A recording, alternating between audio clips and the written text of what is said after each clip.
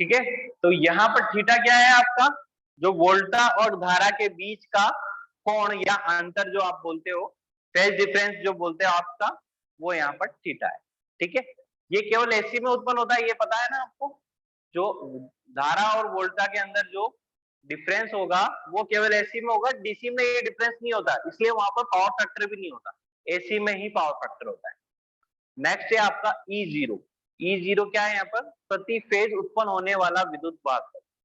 प्रति फेज उत्पन्न होने वाला विद्युत वाहक बल से मतलब यहाँ पर कि जैसे ही आपने ये लोड हटा दिया,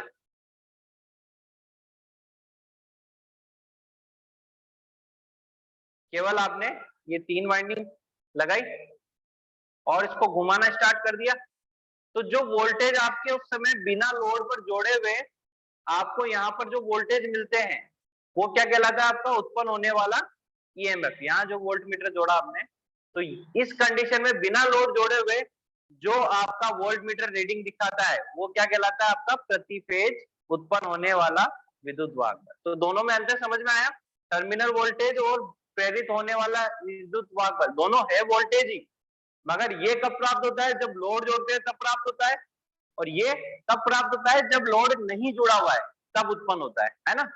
या आप एक तरह से यूं कह सकते हो कि उत्पन्न होने वाले ईएमएफ में अगर मैं होने वाले ड्रॉप को, वोल्टेज ड्रॉप को माइनस कर दूं, ये वोल्टेज ड्रॉप है। अच्छा, वोल्टेज ड्रॉप 3 कारणों से होते हैं, जो तीनों कारण अपन ने ऊपर पढ़े, तो हमें क्या प्राप्त हो जाएगा, टर्मिनल वोल्टेज प्राप्त हो जाएंगे, जो मिलने वाले वोल्टेज है वो प्राप्त हो जाएंगे। ठीक है ना। आर ए यहाँ पर क्या है, ये जो वाइंडिंग है आपकी 3 फेज वाइंडिंग, इसका प्रतिरोध एक फेज वाइंडिंग का। ठीक है, तो एक फेज कौन सा हो गया, केवल ये वाली वाइंडिंग, इसका जो प्रतिरोध होगा वो क्या कहलाएगा आपका, आर्मेचर प्रतिरोध प्रति फेज। ठीक है, नेक्स्ट है आपका एक्सएल, प्रति phase armature reactance. Armature reactance अपन ने यहाँ पर पढ़ा था, ये इंडक्टिव रिएक्टेंस, ये केवल एक फेज के कारण उत्पन्न हो रहा है ना, तो वो जो वैल्यू होगी वो आपका किससे रिप्रेजेंट करेंगे, एक्सएल से। ठीक है, तो ये चीज समझ में आई आपकी, E0, IRAV, ये थीटा, ये सारी चीजें समझ में आई यहाँ पर। अब आगे अपन इसका सदिश आरेख बनाते हैं, सदिश आरेख को समझते हैं इसको कि कैसे ये बनता है। जिसको ये सदिश आरेख समझ में आ गया, वो कितना भी बड़ा क्वेश्चन आ जाए अल्टरनेटर का, न्यूमेरिकल आ जाए कितना भी बड़ा, वो इस डायग्राम को बना के बना सकता है। कुछ भी नहीं करना, बस फिर बाद में इसमें आपको जो त्रिभुज के जो नियम होते हैं, लंबाई यानी इसके कर्ण निकालने के, इनके आधार निकालने के जो फॉर्मूले होते हैं वो रख के बस वैल्यू निकालनी होती है।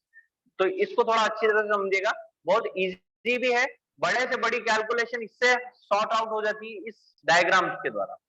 ठीक है, तो मैं यहाँ सबसे पहले रेफरेंस के रूप में धारा लेता हूं कि आपने जैसे ही अल्टरनेटर को किसी लोड से जोड़ा तो उसमें धारा प्रवाहित हो रही है, तो धारा प्रवाहित हो रही है, मान लीजिए इसका मान कुछ भी है, मैंने रेफरेंस उसकी धारा को लिया, तो बहने वाली धारा क्या है यहाँ पर, आई, फेज करंट आई है ना, ये मैंने रेफरेंस ले लिया। अब चूंकि इसमें क्या है, इंडक्टर लगा हुआ है, इंडक्टिव रिएक्टेंस आ गया, तो इसके कारण क्या होगा, धारा वोल्टेज से पीछे पिछड़ जाएगी और वो किसी एंगल पे होगी, थीटा एंगल पे होगी। तो मैं यहाँ पर क्या करता हूँ, थीटा एंगल में, ये आपका मान लिया कोई थीटा एंगल है जिसपे क्या होगा, वोल्टेज आगे इसके आगे होगा, तो अब आप ये बोल सकते हैं वोल्टेज से धारा थीटा डिग्री पीछे पिछड़ गई है, बोल सकते हो इस डायग्राम से देखकर। अगर मैं यहाँ बोलता हूँ वोल्टेज धारा के एंगल में यानी फेज में है, तो उसका मतलब क्या होता है, धारा भी यहाँ बनती और वोल्टेज भी इसी रेखा पे बनता है, इसका मतलब इस पे कोई बीच में एंगल नहीं आ रहा। मगर मैंने धारा यहाँ बनाई, वोल्टेज को इसके आगे बताना था मुझे, तो आगे बताने के लिए क्या करूंगा, इसको मैं थीटा एंगल आगे चला दूंगा, आगे चलेगा तो अब आपका डायग्राम इस तरह से बनेगा। तो ये देखिए, ये आपका क्या हो गया यहाँ पर, वोल्टेज, ये कौन सा वोल्टेज है, जो आपको टर्मिनलों पर लोड पर जोड़ने के बाद मिलता है। ठीक है, अब मैं यहाँ बात करता हूं आपका आपका ये फॉर्मूला लिख देता हूं सबसे पहले मैं, जो उत्पन्न होने वाला ईएमएफ है वो किसके बराबर होता है आपका, आप बोल सकते हो जो टर्मिनल वोल्टेज है प्लस आपके वोल्टेज ड्रॉप के, यही होता है वोल्टेज ड्रॉप। ये वोल्टेज ड्रॉप किन किन कारण से हो रहा है आपके, आर्मेचर प्रतिरोध के कारण और आर्मेचर प्रतिघात के कारण, इन दोनों कारण से हो रहा है। तो मैं उन दोनों को भी लिख देता हूं यहां पर।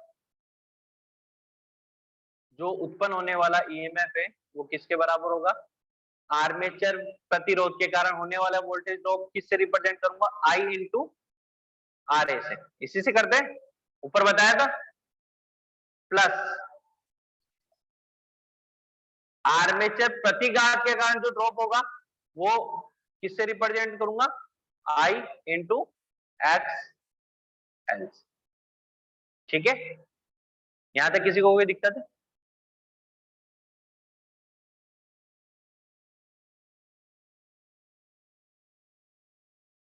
बता रहा हूं आगे, ठीक है, आप बता लें। ठीक है, एक बार लिखना बंद कर दीजिए।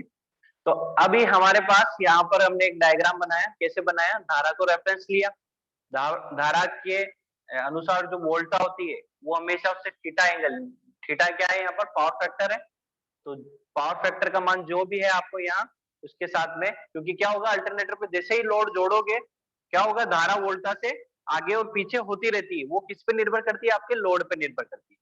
तो उसको दर्शाने के लिए कि वो कितनी आगे है कितनी पीछे है, इस एंगल का उपयोग किया मैंने, इस थीटा का यूज किया। यहाँ मैंने वोल्टा हमेशा लगभग वो धारा से पीछे होती है इसलिए मैंने, तो यहाँ पर इसको धारा से पीछे दर्शाने के लिए यहाँ एक वेक्टर खींचा जो कि इससे थीटा एंगल पीछे है। तो अब मैं यहाँ बोल सकता हूँ कि वोल्टा धारा से थीटा एंगल आगे है, या ये बोल सकता हूँ कि धारा वोल्टेज से थीटा एंगल पीछे, दोनों ही चीज बोल सकता हूँ यहाँ पर, है ना। अगर इसको रेफरेंस लेके चल रहा हूँ कि धारा को रेफरेंस लेके चल रहा हूँ तो धारा से वोल्टेज क्या है, आगे है। अगर वोल्टेज को रेफरेंस लेता हूँ तो यहाँ बोलूंगा कि वोल्टेज से धारा पीछे। तो अभी मेरा यहाँ पर मैंने रेफरेंस क्या ले रखा है, धारा ले रखा है, तो धारा वोल्टेज से क्या होगी, आपके पीछे होगी। धारा क्या होगी आपकी, वोल्टेज से पीछे होगी, या आप यूं बोल सकते हैं वोल्टेज आपके आगे है धारा से, है ना, थीटा एंगल धारा से आगे है। अब इसके अंदर मेरे को क्या जोड़ना है, I into R A drop. I into R A drop जो होता है वो किसकी कला में होता है, आपके धारा की कला में होता है, इसलिए मैंने इसी की सीध में इसको बनाया है, और ये इसकी वैल्यू की जितनी इसकी वैल्यू उतना लंबाई मैंने इसकी वेक्टर की खींच दी। फिर नेक्स्ट इसमें क्या जोड़ना था मेरे को, इंडक्टिव रिएक्टेंस या प्रतिघात के कारण जो ड्रॉप हो रहा है वो इसमें जोड़ना था। वो क्या होता है, धारा से 90 डिग्री आपके आगे चलता है, तो मैंने इसको 90 डिग्री आगे इसके बना दिया। और फिर इसको मैंने इसको जब जोड़ा तो आपके यहाँ पर जो वैल्यू आई वो प्रेरित ईएमएफ के बराबर हो गई। अब आप इस डायग्राम से आप ई की वैल्यू निकाल रहे हैं, अभी देखिए ई की वैल्यू कैसे निकलेगी इसके अंदर। अच्छा, एक चीज मैंने आपको पहले बताई थी, आपको पाइथागोरस प्रमेय पता है,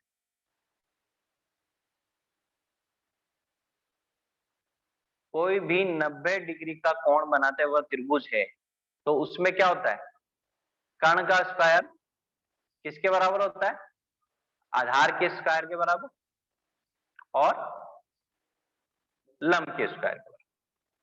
ठीक है, ये चीज समझ में आता है, यही वाला फॉर्मूला है ये। तो यहां पर आपको एक त्रिभुज नजर आ रहा है, देखो 90 डिग्री वाला, तो इसमें जो उत्पन्न होने वाला ईएमएफ है वो किसके बराबर होगा, ई स्क्वायर किसके बराबर होगा आपका, एक तो आई इंटू एक्सएल, और एक ये कौन सी लंबाई, ये भी कोई लंबाई है जो मुझे पता नहीं है ना, मगर ये किसके बराबर होगी, अभी मैं मान लेता हूं ये ए लंबाई है कोई। यहां पर अपन बात करें यहां से यहां तक की वैल्यू आपकी, ये यहां से लेके यहां तक की वैल्यू बी मान लेता हूं मैं, ठीक है। और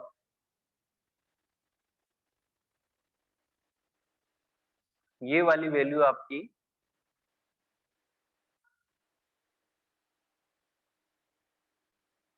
एक मिनट में बता देता हूं उसका क्या है।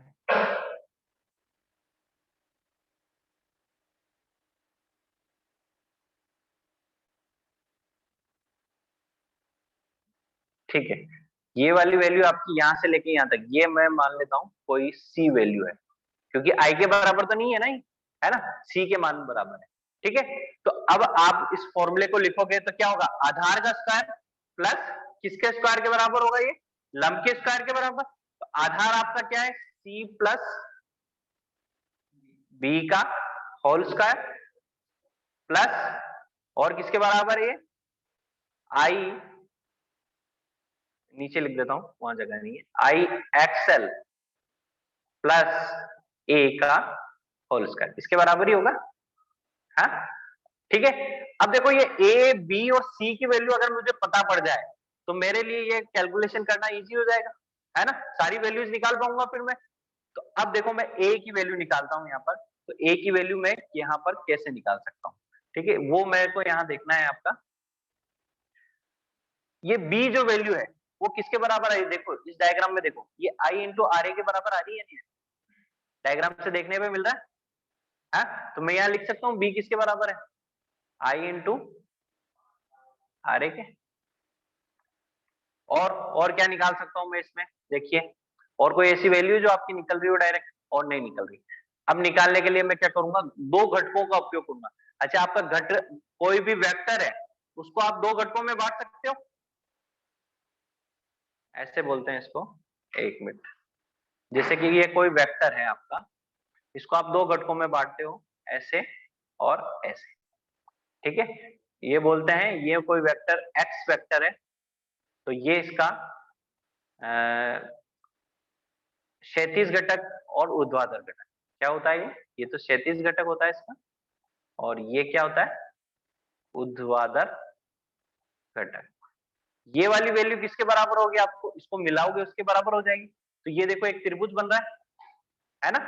तो क्षैतिज घटक और ऊर्ध्वाधर घटक का मान अब मैं इस रेफरेंस की वैल्यू में निकाल सकता हूँ, कैसे निकाल सकता हूँ, आपका आपका जो कोस आपके जो फॉर्मूले होते हैं, कर्ण का स्क्वायर, आधार का स्क्वायर, वो जो फॉर्मूले होते हैं ना, लाल बटेवा कक्का जो बोलते हैं, लाल बटेवा कक्का, यहाँ टिक्नोमेट्री काम आएगी आपकी पूरी, ठीक है। तो अब मैं कैसे निकाला हूं मैं बता रहा हूँ, यहाँ पर टिक्नोमेट्री कैसे यूज कर रहा हूँ, ठीक है। ए की वैल्यू आपको यहाँ पर निकालनी है, तो ए की वैल्यू आप कैसे यहाँ निकाल सकते हो, तो देखिए ए, ये जो आई इंटू आर ए है,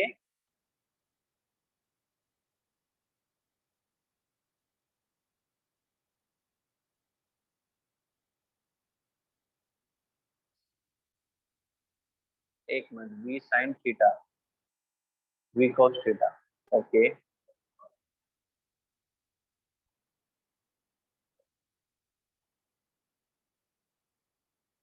ओके ओके, हो गया हो गया। तो ये जो वी वेक्टर आ रहा है ना, इस वी वेक्टर को मैं इसके दो घटकों में बांट रहा हूँ। पहला घटक कौन सा होगा इसका, क्षैतिज घटक, दूसरा घटक क्या होगा इसका, ऊर्ध्वाधर घटक, ठीक है। इसको आप आगे ऐसे मिला दीजिए, ये क्या बन रहा है आपका, आयत बन गया एक तरह से, है ना। ये वाली जो ऊर्ध्वाधर घटक है वो किसके बराबर हो रहा है, आपके इसके बराबर हो रहा है, और ये जो क्षैतिज घटक है वो किसके बराबर हो रहा है, आपके इसके आधार के बराबर हो रहा है। अब मैं देखो इसमें टिक्नोमेट्री लगा रहा हूँ, टिक्नोमेट्री कैसे लगा रहा हूँ, थीटा की वैल्यू मुझे पता है, वी की वैल्यू मेरे को पता है, तो मुझे यहाँ पर इसके आधार की वैल्यू निकालनी है। तो आधार की वैल्यू कैसे निकाल सकता हूँ, मेरे लाल बटेवा कक्षा से आपका निकाल सकते हो, लाल लाल बटेवा कक्का, क्या होता है इसमें आधार की वैल्यू निकालनी, तो देखो आधार किसमें आएगा, इसमें आएगा, ये किसका मान होता है, cos थीटा का मान होता है, cos थीटा किसके बराबर होता है आपका, आधार बटेवा कर्ण। मेरा इस त्रिभुज के अंदर, यहाँ देखो ये वाला त्रिभुज के अंदर कर्ण किसके बराबर है, वी के बराबर है। ये वाला त्रिभुज देखो, ये ये बना त्रिभुज एक है, ये किसके बराबर है, ये कर्ण है मेरा, ये लंब है और ये आधार है। तो यहां पर मैं इसकी वैल्यू पुट कर रहा हूं, cos थीटा बराबर किसके बराबर हो गया आपका।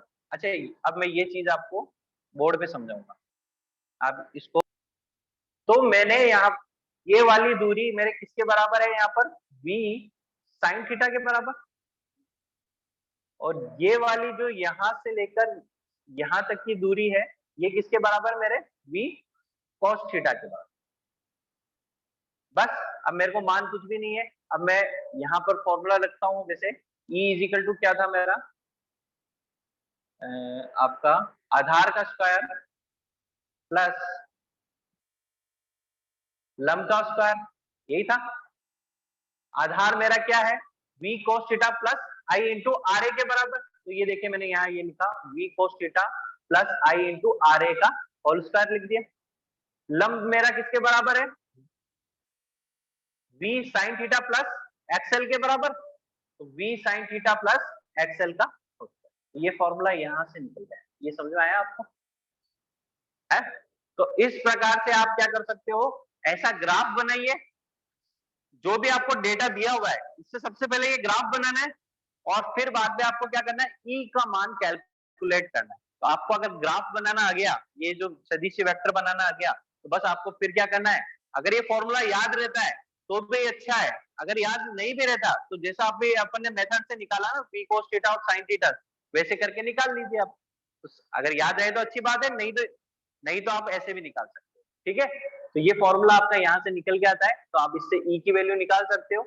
और ये आपका इस तरह से कोई भी आप इसमें निकाल सकते हो कि कभी भी किसी भी अल्टरनेटर के ऊपर अगर आप लोड जोड़ो तो मिलने वाला वोल्टेज कितना होगा, क्योंकि मान लीजिए आपको जो डेटा मिलेगा उसमें ये मिलेगा कि भाई नो लोड पे तो ये इतना है ना। अब आपको v की वैल्यू निकालनी हो तो भी निकाल सकते हो इस फॉर्मूले में रखकर। भाई ये फॉर्मूला मिल गया ना आपको, अगर e की वैल्यू दे दूं तो बाकी दूसरे की वैल्यू भी निकाल सकते हो ना। बस कुछ ही नहीं, हल करना है आपको, है ना। तो इस वेक्टर का यूज करके आप कोई भी वैल्यू, आप इसमें से एक वैल्यू अज्ञात करके और बाकी सारी वैल्यू अगर आपको ज्ञात है तो आप वैल्यूज निकाल सकते हो। तो अब आप इसमें से अगर कोई क्वेश्चन है तो पूछ लीजिए ये फॉर्मूला कैसे आया, और अगर समझ में आ गया तो आप आगे चल सकते हो।